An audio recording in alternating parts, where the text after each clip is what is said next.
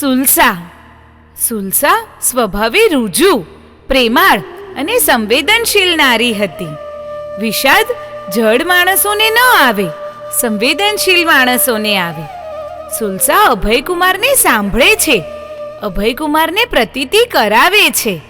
જીવનમાં મિત્ર બીજું કશું નથી આપી શકતો, પણ મિત્રના મનમાં જે કોઈ સાચી ખોટી વાત હોય ઉગે અને આથમે એ બધી ધ્યાનપૂર્વક સાંભળી લે છે, વિવેક બુદ્ધિથી સમજી લે છે, તો જ એને સાચું માર્ગદર્શન આપી શકે.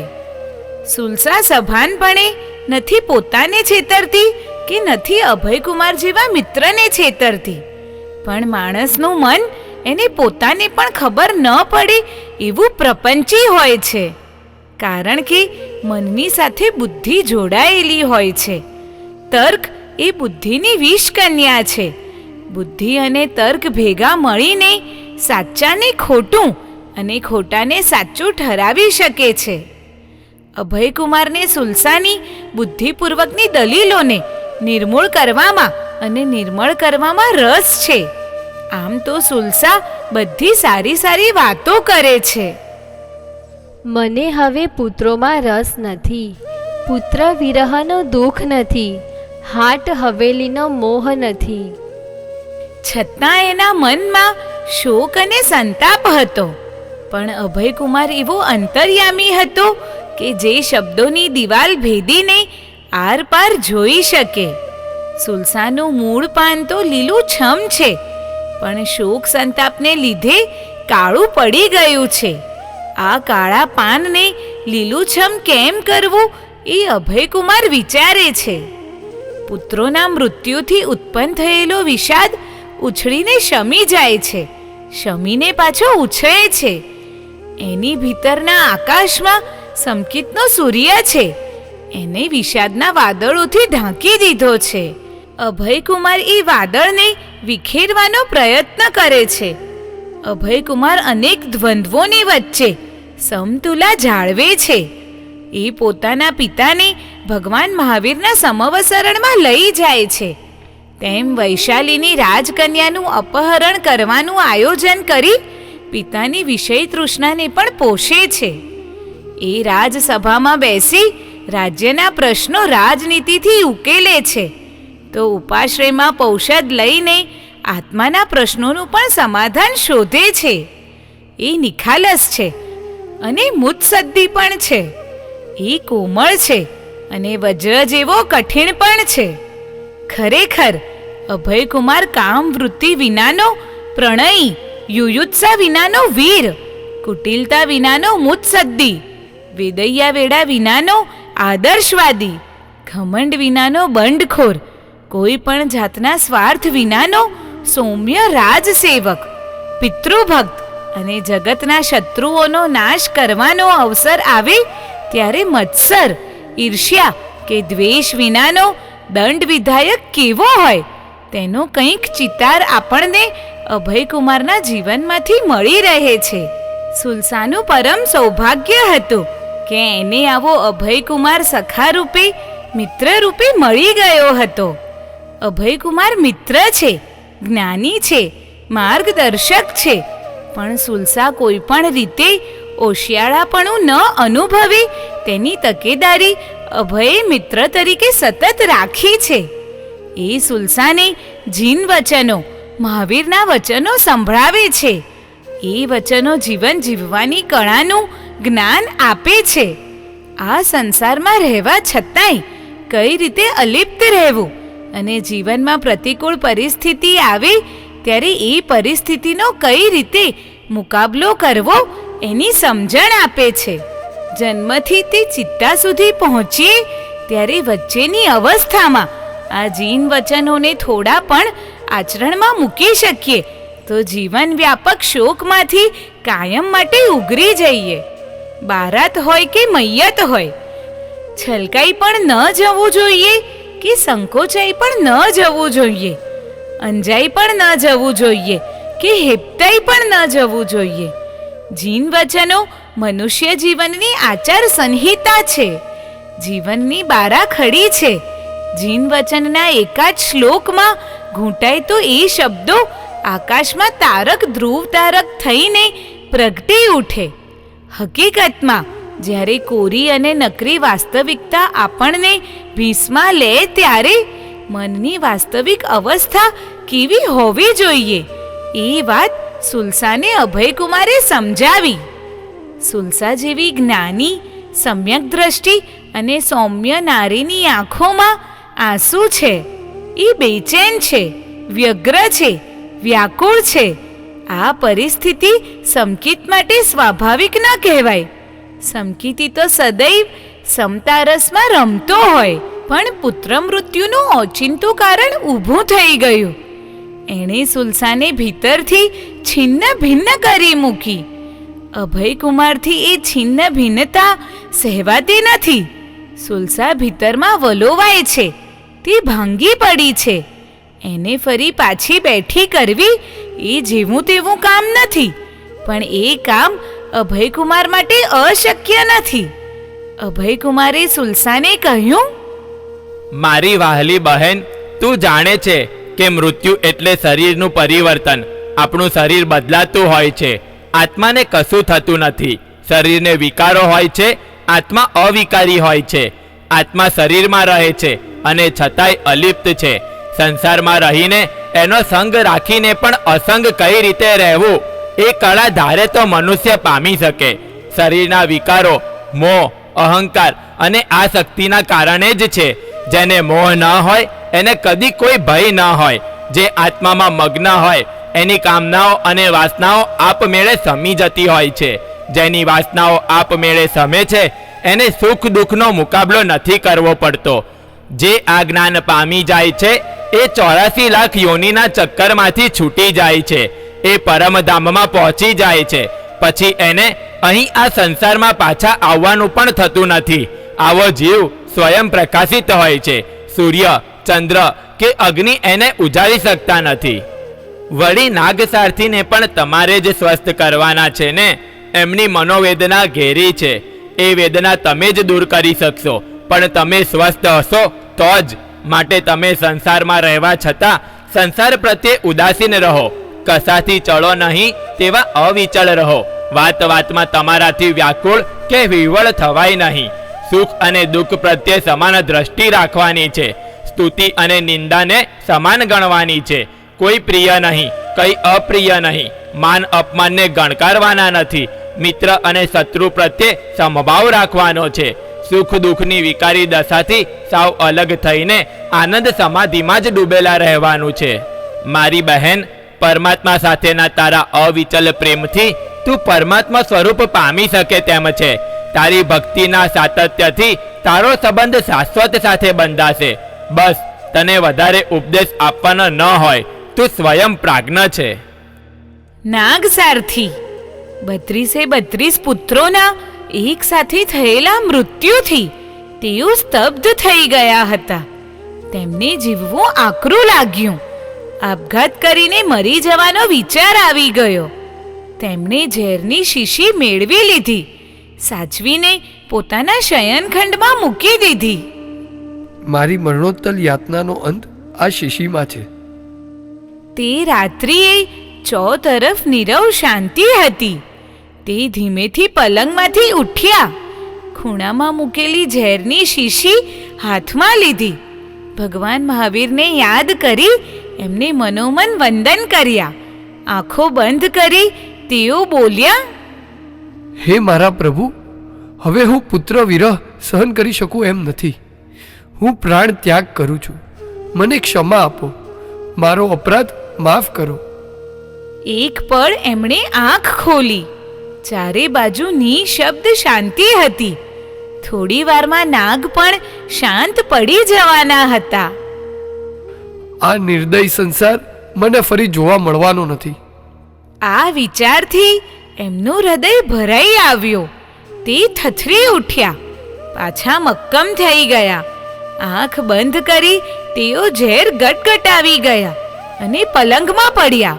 સવારે ઉઠીને તે વિચારે છે, મેં ઝેર પીધું પણ એની કોઈ જ અસર મારા પર થઈ નહીં. મૃત્યુ પણ પોતાની કૃપા દ્રષ્ટિ માણસ ઈચ્છે એ રીતે એના પર કરવા તૈયાર નથી હોતું. મને હતું કે મારા પેટમાં અગ્નિની ભયંકર જ્વાળા ઉઠશે, પરંતુ કેવળ ગળામાં થોડાક દા સિવાય કંઈ થયું જ નહીં. અડધો કલાક પલંગ પર પડ્યો રહ્યો. અત્યંત માનસિક વેદનાના અંધારા આવતા હતા. હું સાફડો બેઠો થઈ ગયો. ભયથી મારું શરીર ધ્રુજી ઉઠ્યું. હું કોણ?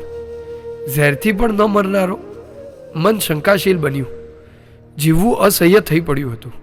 મૃત્યુને મારે લાખ ગાંવ છેટું પડી ગયું. ઝેરની મારા શરીર પર કોઈ અસર ન થઈ. હું મારા શયનખંડમાંથી બહાર નીકળી સુલસાના શયનખંડમાં ગયો. મેં તેને જગાડી. મને જોઈને એ ચોંકી ગઈ. એનો હાથ પકડી એ જ સ્થિતિમાં હું એને મારા કક્ષમાં લઈ આવ્યો. મને કોઈ સથિયારો જોઈતો હતો. મેં એને મારા પલંગ પર બેસાડી. એને વીતેલી ઘટના કહી સંભળાવી. એના ખભા હલાવી અને મેં પૂછ્યું, દેવી, તું જ કે હવે હું ક્યાં જાઉં?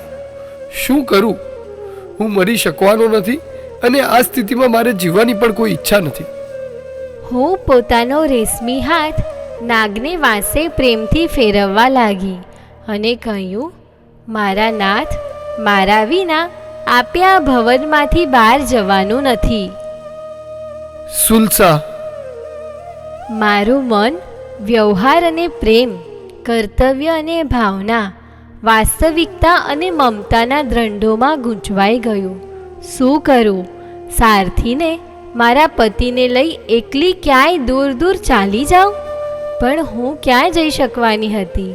મને કોણ આશરો આપે? એક અસ્વસ્થ અસ્થિર પતિને લઈને શું વન વન ભટકું? ત્યાં શું હું સુરક્ષિત રહી શકું? વળી મારે તો મારી 32 પુત્રવધુઓને પણ સંભાળવાની છે. એમના તન મનની સાર સંભાળ રાખવાની છે. મારે હિંમત ન હારવી જોઈએ. જેમ ઝેરની શીશી બદલીને બીજી મીઠી દવા ભરી દઈ એમને એકવાર બચાવી લીધા, તેમ હવે મારે ખૂબ સાવધ રહીને એમને સંભાળવા પડશે. હા, થોડા દિવસોમાં જ મારા પ્રભુ રાજગૃહી પધારવાના છે. પછી તો બધી જ જવાબદારી તેમની. પ્રભુનો વિચાર આવતા જ મારું દુઃખ હળવું થઈ ગયું. આજ સુધીમાં બનેલી તમામ ઘટનામાં આ એક જ વિચારે મને ધીરજ બાંધી આપી. હું કંઈક સ્વસ્થ બની. એક દિવસની વાત છે. હું સારથીને લઈને ગુણશીલ ચૈત્યના ઉદ્યાનમાં ગઈ. અમે ત્યાં એક લતાકુંજમાં બેઠા હતા. ત્યાં એક મૃગનું નવજાત બચ્ચું એમના પગમાં અટવાયું. બચ્ચું એની ખરબચડી જીભથી એમના પગ ચાટવા લાગ્યું. મને હતું કે તેઓ એને હળવેકથી દૂર કરશે, પણ એમણે તો નીચે બેસીને એની પીઠ પર મમતાથી હાથ ફેરવ્યો. એને પોતાની ગોદમાં લઈ વારંવાર ચૂમવા લાગ્યા અને નાના બાળકની જેમ દુસ્કા ભરીને રડવા લાગ્યા. મારા મનમાં એક ભયંકર વિચાર ઝબકી ગયો. તેઓ માનસિક પરિતાપથી વિક્ષુબ્ધ થઈ ગયા હશે. મેં ગભરાતા પૂછ્યું, આમ કેમ કરો છો? મારી સામે ન જોતા બચ્ચાના દેહને પોતાના ગાલ સાથે ઘસતા તેઓ બોલ્યા, સુલસા, શું કહું તને? નિર્વશી પુરુષનું આ જગતમાં સ્થાન નથી. પછી સ્વર્ગલોકમાં ક્યાંથી હોય? મૃત્યુ પછી આપણને સૌ ભૂલી જવાના. હું મહારાજા શ્રેણિકનો સારથી નથી. હું તો વિધાતાના રાજ્યનો એક ભિખારી માત્ર છું. મારી સાથે મારું નામ પણ વિલીન થઈ જવાનું. ક્ષણભર મારી આંખો પણ ભીની થઈ ગઈ, પરંતુ ઉત્તરીયથી લૂછીને એમના 2 હાથ મારા હાથમાં લઈને મૃદુ શબ્દોમાં મેં કહ્યું, મારા નાથ, નામ કોનું શાશ્વત રહે છે? તીર્થંકરોના નામ પણ કાળક્રમે ભૂલાઈ જાય છે. ચક્રવર્તીઓ, વાસુદેવો અને બળદેવોના નામ પણ ભૂસાઈ જાય છે. હે મારા સ્વામી, યાદ કરો ભગવાનની વાણી. આપણો આત્મા અનામી છે, આપણો આત્મા અરૂપી છે. હે નાથ, નામ અને રૂપ તો પૂતગલના હોય છે. ચૈતન્ય સ્વરૂપ આત્માના નથી હોતા નામ કે નથી હોતા રૂપ. એટલે નામ અને રૂપનો મોહ વ્યર્થ છે. એ મોહ જ જીવને સંતાપે છે, કલેશ આપે છે. ગયેલા પુત્રો હવે પાછા આવવાના નથી. પછી મનનો વલોપાત શા માટે? આત્મા તરફ વળો. આત્મજ્ઞાનની તેજ રેખા રેલાશે ત્યારે મનનું કમળ ખીલી ઉઠશે. વીતી ગયેલી વાતને યાદ કરીને દુઃખી થયા કરવાનું?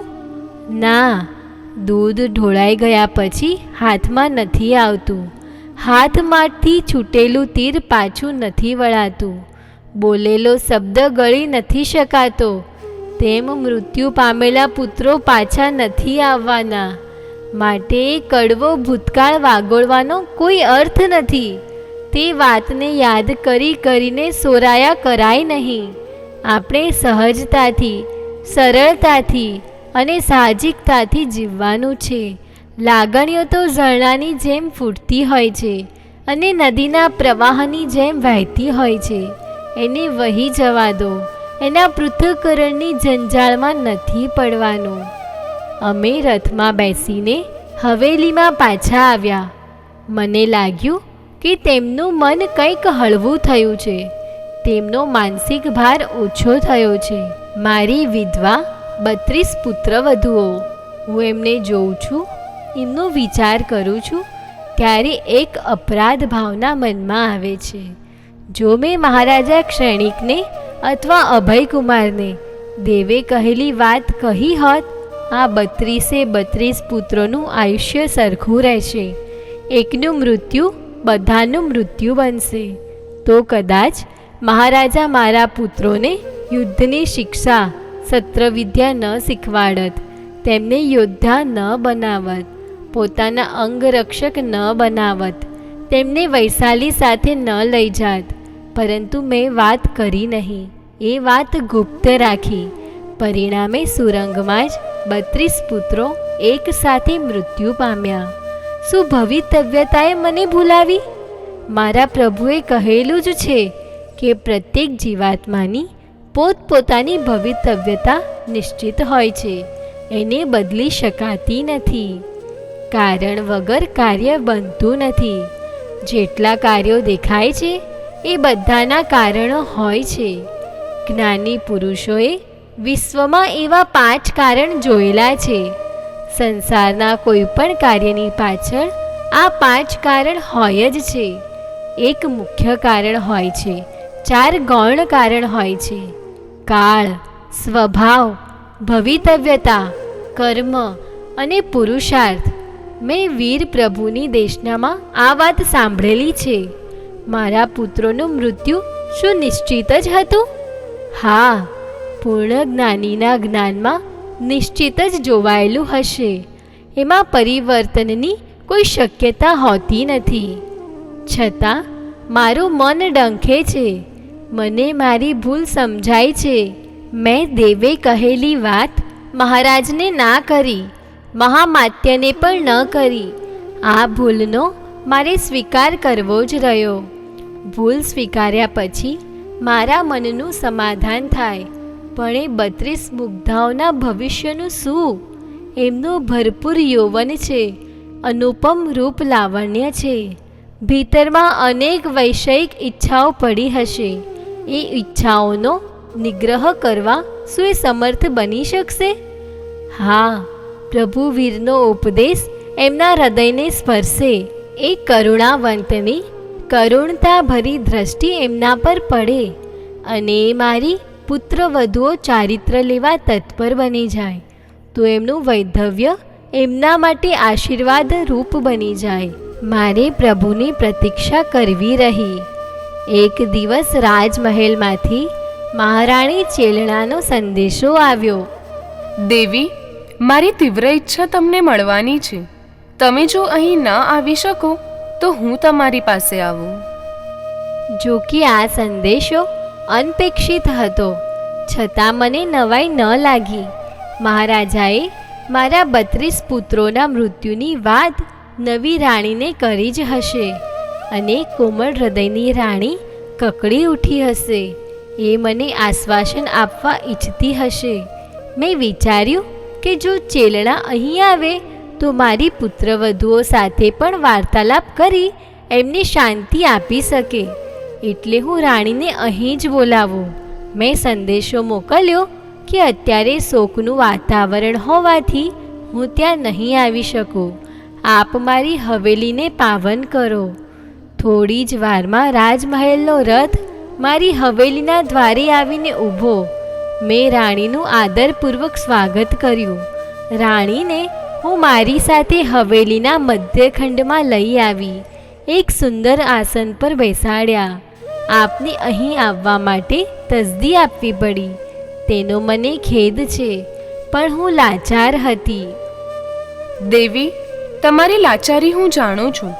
મહારાજાએ પોતે મને બધી વાત કરી. તેઓ ખૂબ દુઃખી છે. પોતાના 32 મિત્રોને યાદ કરીને આંસુ પાડે છે. એમના ગુણો અને પરાક્રમો ગાતા ધરાતા નથી.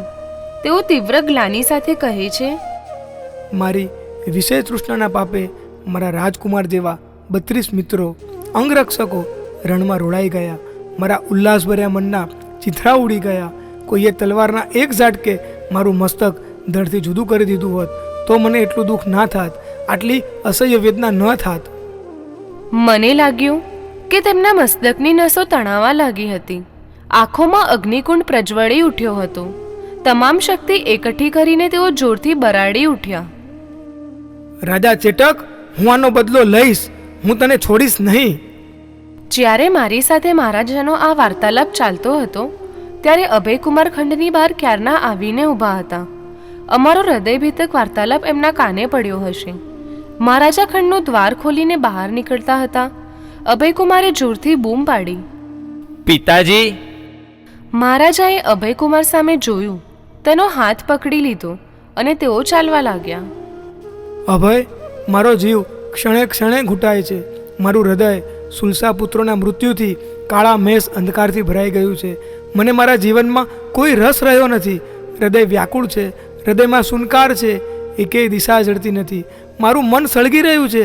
અભય બેટા, મેં મારી વિષય ઈચ્છા પૂર્ણ કરવા 32 યુવાનોનો ભોગ લીધો. એમની 32 વધુઓને હું શું મોં બતાવું? મેં એમને વિધવા બનાવી. વિધિએ કેવા અવળા પાસા ફેંક્યા. મારા હાથે મોટું પાપ થઈ ગયું છે. અભયકુમાર મૌનપણે સાંભળી રહ્યા હતા. હું એમની પાછળ પાછળ ચાલતી હતી. હું પણ મૌન હતી. દેવી, મને એ વખતે તમારો વિચાર આવ્યો. તમે 32 પુત્રોની માતા. માતા એટલે માંગલ્યનું મહાન મંદિર, માતૃત્વનો મૃદુ મહિમા, મહાકવિઓએ અને ઋષિમુનિઓએ વર્ણવેલ પવિત્ર પૂજાસ્થાન, સિદ્ધ, સાધક, ગાંધર્વ, ચારણ, દેવ વગેરે મસ્તક નમાવેલ મુક્તિસ્થાન. તમારી માનસિક સ્થિતિ કેવી થઈ ગઈ હશે એની કલ્પના કરતાં હું ધ્રુજી ઉઠું અને તમને સંદેશો મોકલ્યો. વાત સાંભળતા સાંભળતા સુલસા પોતાનું શ્રાંત મોં ચેલનાની હથેળીમાં છુપાવી દઈ ધ્રુસકે ધ્રુસકે રડી પડી. આખરે તો એ એક માતા હતી ને. જોકે એ જાણતી હતી કે દાઝેલા હૃદયની જ્વાળા આંસુઓથી બુઝાવવાની નથી. આ તપ્ત મરુભૂમિ જેવું બની ગયેલું જીવન સી ખબર શાનાથી શાંત થશે. અને એને પ્રભુ મહાવીર યાદ આવ્યા. તેણે 2 આંખો બંધ કરી લલાટે 2 હાથ જોડ્યા અને એના મુખમાંથી એક ગીત સરી પડ્યું. ભમતી ભમતી આ સંસારે આવી રે જીનવરિયા, જીનજી જીનજી રટતા રટતા શોધું રે શિવવરિયા. દુર્ગોને પહાડો આવે કાંટા ભવના રાનમાં, મુક્તિનગરનો પંથ બતાવો લાવો આત્મભાનમાં. પલ પલ સમરું હૈયે ઉછળે ભક્તિના સાગરિયા, ભમતી ભમતી આ સંસારે આવી રે જીનવરિયા. મત્સ્યો ભયંકર જોઉં રોઉં ભીમ ભવના સાગરે, તોફાની વાયો સુસવાટો બોલે સહુ કો બાપરે. સુકાની છો સ્વામી મારા ઉગારો સોહનિયા, ભમતી ભમતી આ સંસારે આવી રે જીનવરિયા. ગોપાલક છો જીવોના નિર્ભયતાને પાથરો, પશુ શિકારી ડરતા ભાગે હસતા જીવો ડગ ભરો. સુલસાની ઉછળે આજે આંસુની ગગરિયા, ભમતી ભમતી આ સંસારે આવી રે જીનવરિયા. ચેલણા 32 પુત્રવધુઓને મળી ખૂબ વાત્સલ્ય ભાવથી કહ્યું, જરૂર, મારી પાસે ગમે ત્યારે આવજો. આપણે ઘણી ઘણી વાતો કરીશું. મને તમારી બેનપણી માનશો ને?